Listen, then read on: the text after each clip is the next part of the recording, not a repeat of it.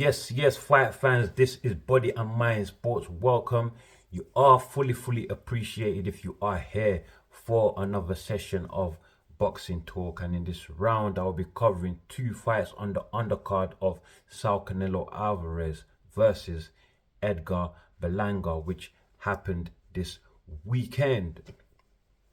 And the first of those fights is, of course, Romero's comeback fight against Manuel Jaimes, who is unknown.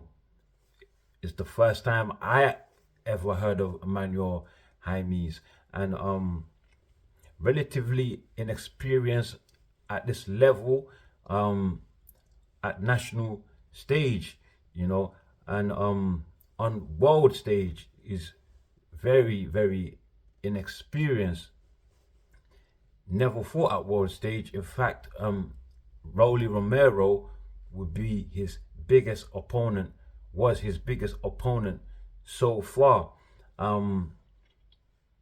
As we know, Romero took him up to 10 rounds and won via unanimous decision in a 10-round fight, guys. But like I said, Jaimes relatively inexperienced at this level. Also coming into this fight, his first 10th round scheduled fight. Never fought up to 10 rounds before, and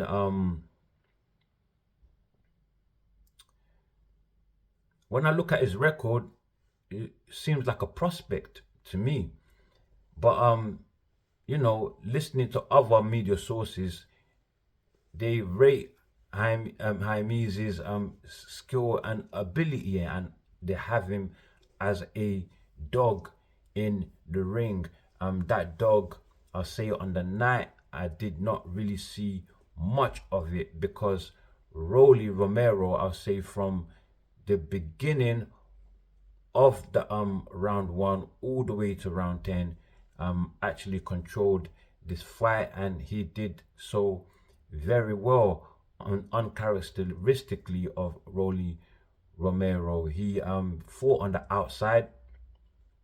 I did not see any roughhousing at all. Did not see him take any unnecessary risks at all, and was very heavily defensive minded. So right from the opening bell, you could see Romero trying to establish that jab from the outside and trying to set up his power punches with the jab, jabbing upstairs, jabbing downstairs, circling, and trying to find other openings. And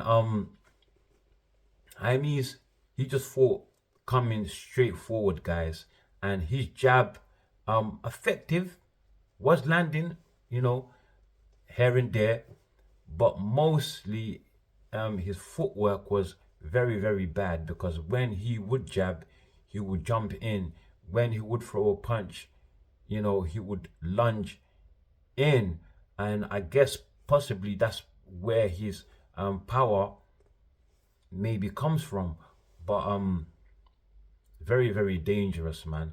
And Romero took full advantage of that and tagged him so many times, lunging in with his right power hand.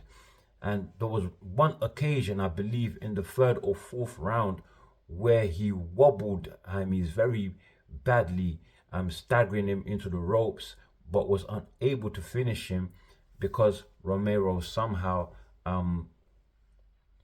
smothered his own punches.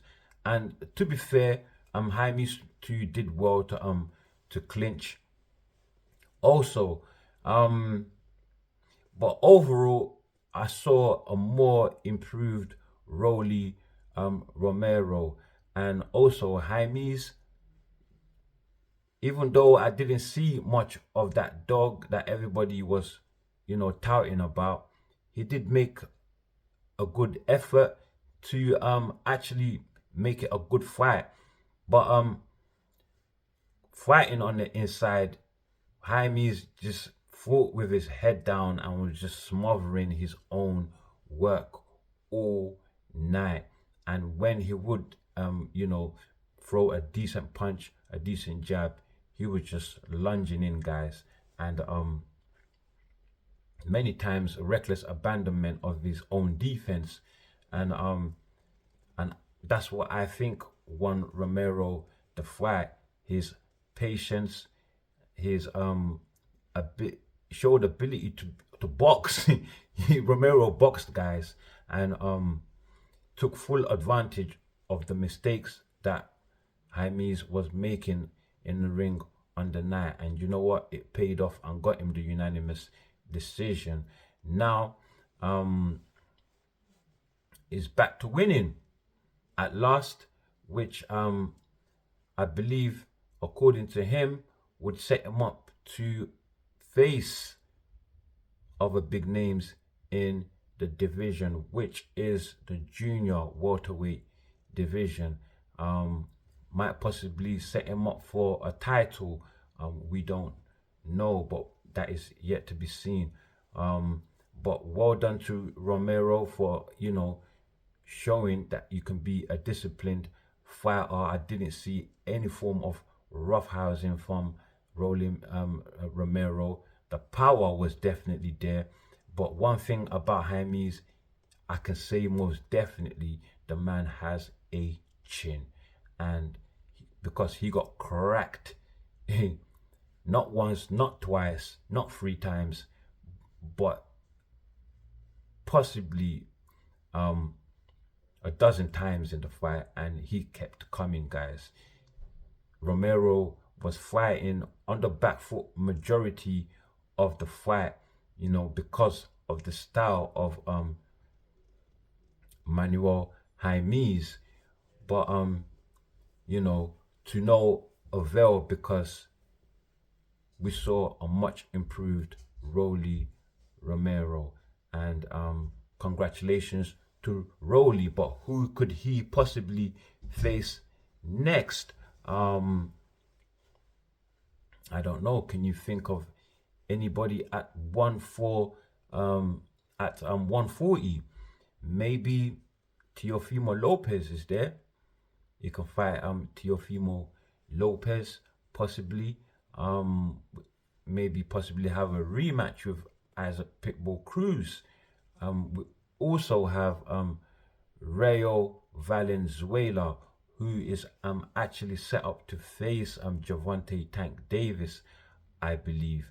But it doesn't seem like that fight will be happening. So we keep looking in that direction and see what happens over there.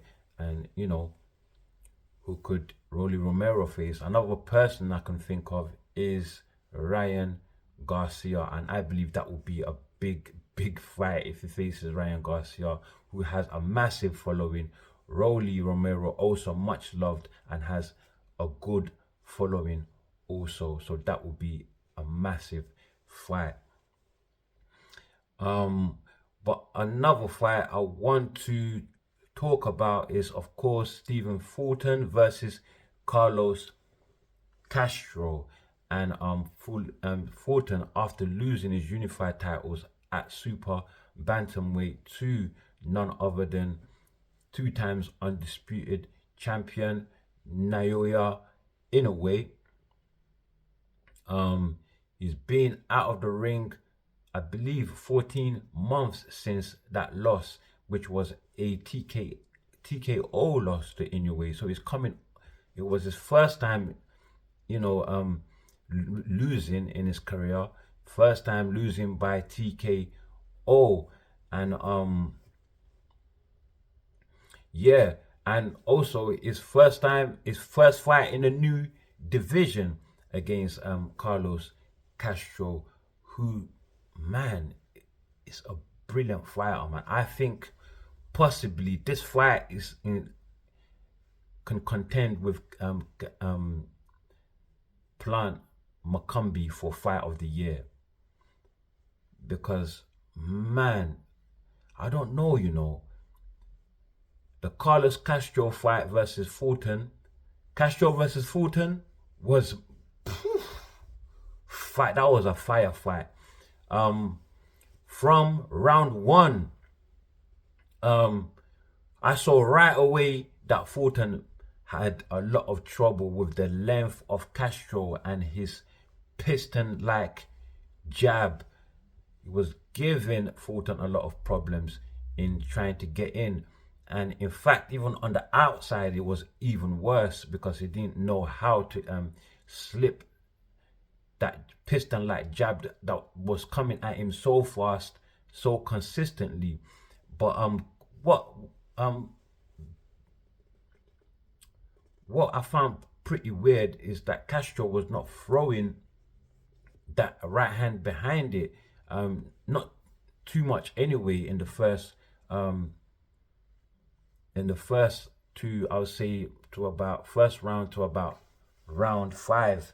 He was not throwing it too much, and I believe that's what gave Fulton those rounds, because those rounds, Fulton, although was getting hit with that jab, in moments we will find ways to, you know, quickly slip around the jab, or wait for when Castro isn't punching, and quickly slipping some combinations and power punches.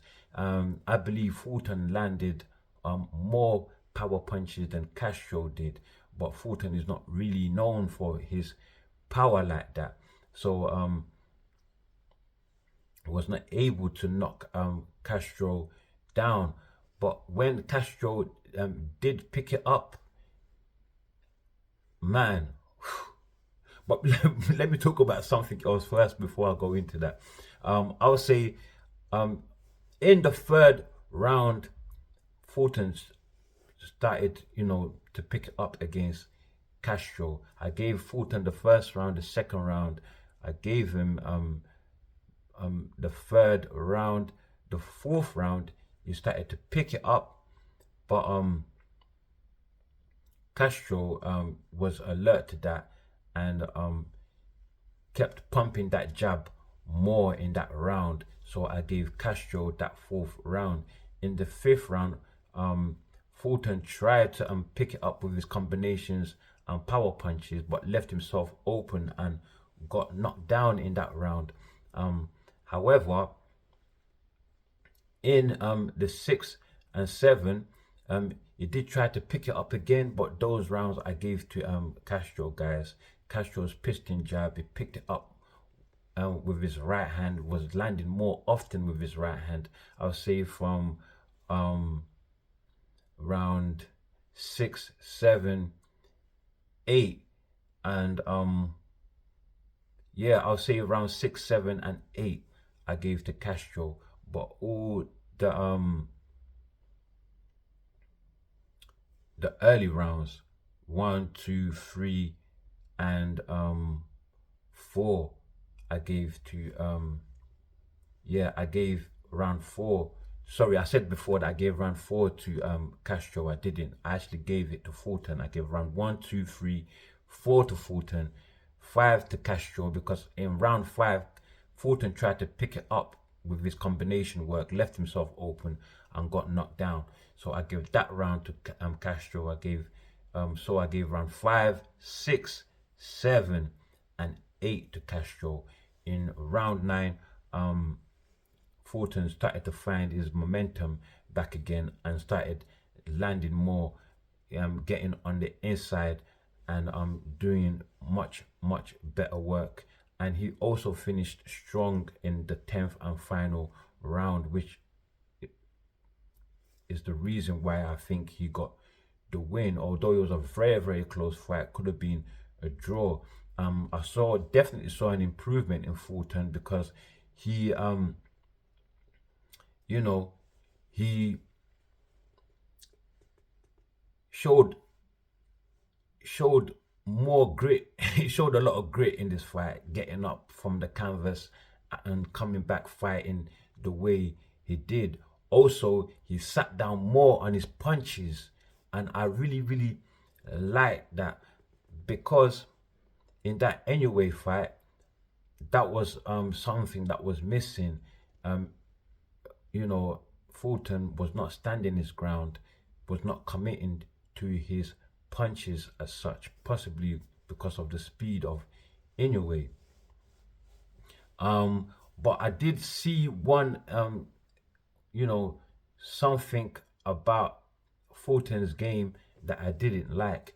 When he's in the middle of the fire and he's getting fired at and he's firing back, he likes to take a second to rest, and that is not good, guys.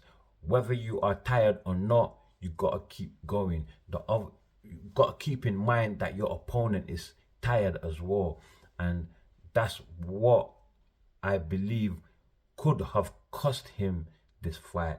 But I think he did well enough to get the win, although I think it could have gone either way. You know, it could have been a draw, but the draw would have been the best thing. I don't know, possible rematch. Who knows? If they do get the rematch, I wouldn't mind to watch that fight again because it was a brilliant fight.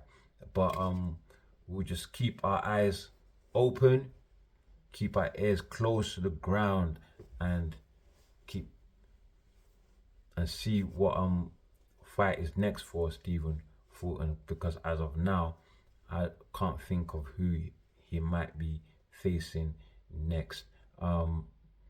Yeah, so with that said, that's all I have for you in this session of Body and Mind Sports, in this session of Boxing Talk.